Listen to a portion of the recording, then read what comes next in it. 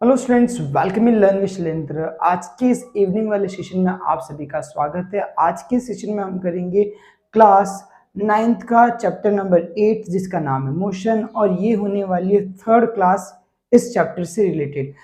इससे पहले 2 क्लासेस हमारे इस यूट्यूब चैनल पे अपलोड है, आप जाके उन्हें देख सकते हैं और वहाँ से सीख सकते हैं। और आज हम सेकेंड क्लास की आगे कंटिन्यू कर रहे हैं और आज हम देख रहे हैं कुछ डेफिनेशंस जैसे कि डिस्टेंस हो गया, डिस्प्लेसमेंट हो गया, स्पीड हो गया, इन सबको कवर करने की कोशिश करेंगे। सबसे पहले बात करते हैं इस वीडियो के अंदर हम डिस्टेंस की। डिस्टेंस क्या होता है? कोई भी ऑब्जेक्ट जिस पथ से जा रहा है, जिस रास्ते से वो जा रहा है, उसकी जो एक्चुअल वैल्यू है या फिर जो उसकी एक्चुअल लेंथ है, जिस भी पाथ से वो जा रहा है, जिस भी रास्ते से कोई ऑब्जेक्ट जा रहा है या ट्रेवल कर रहा है, उस पूरे पाथ की या पूरे रास्ते की जो लेंथ है उसे हम क्या बोलते हैं? डिस्टेंस बोलते हैं। और डिस्टेंस एक स्केलर क्वांटिटी है। स्केलर क्वांटिटी और वेक्टर क्वांटिटी की बात हमने इससे पहले वाले वीडियो में कर ली थी, आप उसे देख सकते हैं। और ये डिस्टेंस हमारे पास में क्या है? स्केलर क्वांटिटी है और ये हमेशा पॉजिटिव आता है, कभी भी जीरो नहीं हो सकता है। और लास्ट वन इसका पॉइंट है, ऐसा यूनिट क्या होती है डिस्टेंस की? वो होती है मीटर होती है। ये डिस्टेंस के बारे में एक छोटी सी इंफॉर्मेशन है, ये बहुत ही ज़्यादा इंपॉर्टेंट है क्योंकि जब आपसे पूछा जाता है डिस्टेंस और डिस्प्लेसमेंट में आपको क्या करना होता है? डिफरेंशिएट करना होता है, तो आपके लिए बहुत ज़्यादा ज़रूरी हो जाती है। देखते हैं कि इसमें क्या लिखा हुआ है। The actual path length travelled by an object is called distance. जो एक्चुअल पाथ की जो लेंथ है उसे ही हम क्या बोलते हैं? डिस्टेंस बोलते हैं, जिसमें कोई भी ऑब्जेक्ट उस डिस्टेंस को, उस लेंथ को क्या करता है? कवर करता है। It is a scalar quantity. ये एक स्केलर क्वांटिटी है। स्केलर क्वांटिटी आपको पता है जिसमें सिर्फ क्या होता है? मैग्नीट्यूड होता है, कोई डायरेक्शन नहीं होता है, उसे हम क्या बोलते हैं? स्केलर क्वांटिटी बोलते हैं। इट ऑलवेज पॉजिटिव, ये हमेशा पॉजिटिव होगी, प्लस में ही होगी।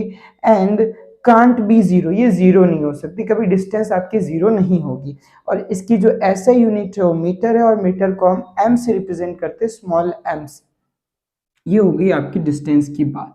जैसे यहाँ से कोई ऑब्जेक्ट मूव करना स्टार्ट करता है और वापस यहीं पे आ जाता है, ठीक है। यहाँ से ऑब्जेक्ट मूव करना स्टार्ट हुआ और वापस यहाँ आ गया, फिर ये मान लो कि यहाँ तक आया, तो इस पाथ की या फिर इस रास्ते की जो भी लेंथ है, जो भी लंबाई है, उसे हम क्या बोलेंगे? डिस्टेंस बोलेंगे स्टूडेंट्स। यहाँ पे ये डिस्टेंस होगी। ये डिस्टेंस के बारे में है। अब इसकी आगे वाली डेफिनेशंस को देखते हैं। यस, आज के नेक्स्ट टॉपिक की बात करते हैं जिसका नाम है डिस्प्लेसमेंट। डिस्प्लेसमेंट होता क्या है स्टूडेंट्स, उसको समझने की कोशिश करते हैं। यहाँ पे मैंने ए पे एक पॉइंट मान लिया कि ये पॉइंट क्या हो गया? ए हो गया। यहाँ से एक ऑब्जेक्ट मूव करना स्टार्ट करता है, ये मूव कर रहा है और यहाँ पे वापस यहाँ आ जाता है, इससे हम क्या बोलते हैं? बी बोलते हैं, ठीक है स्टूडेंट्स। डिस्प्लेसमेंट को समझने के लिए यहाँ पे मैंने एक डायग्राम बनाया या फिर एक ऑब्जेक्ट को मूव कराया जो ए से मूव करके बी तक आता है। अब ए एंड बी के बीच की जो शॉर्टेस्ट डिस्टेंस है, ये वाली डिस्टेंस, यही शॉर्टेस्ट है। अगर यहाँ से जाएंगे तो ये लॉन्ग हो जाएगी।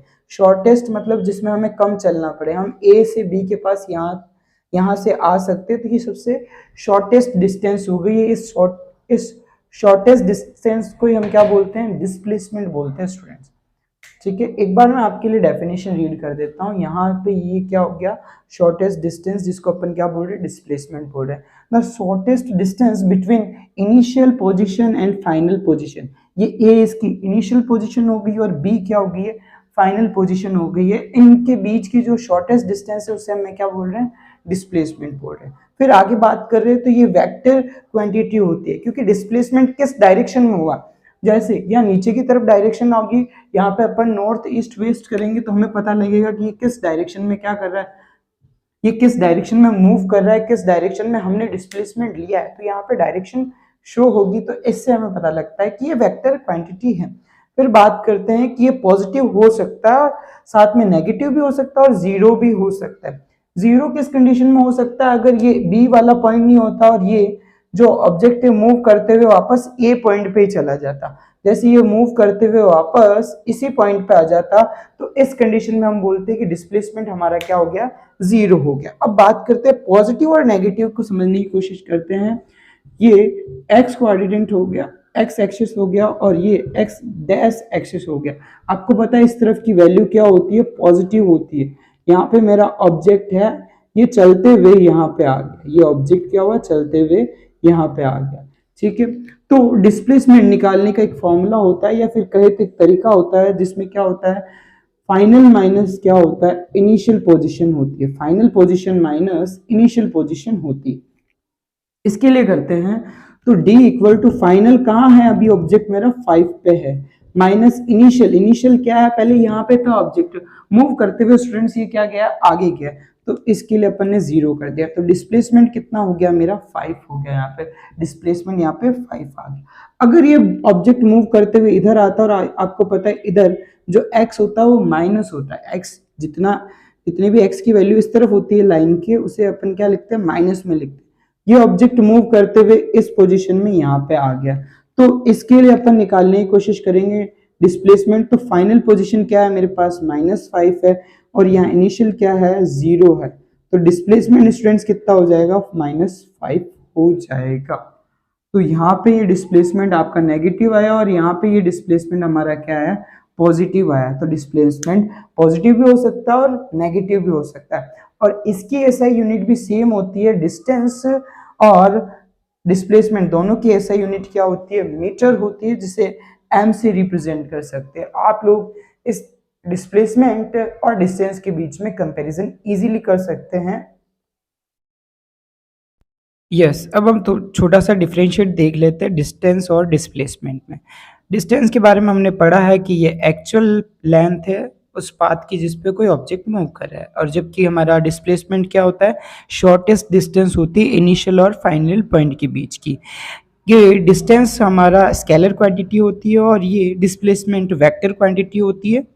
डिस्टेंस पॉजिटिव हो सकती है और ज़ीरो हो सकती है, और यहाँ पे डिस्प्लेसमेंट पॉजिटिव के साथ में नेगेटिव और ज़ीरो दोनों ही हो सकता है। तो ये इनके बीच में डिफरेंस था, और ये था आज का हमारा वीडियो। अगर ये वीडियो अच्छा लगा हो तो अपने सभी दोस्तों से शेयर करें, और इस वीडियो को लाइक करें, और इस यूट्यूब चैनल को सब्सक्राइब करें। Thank you so much.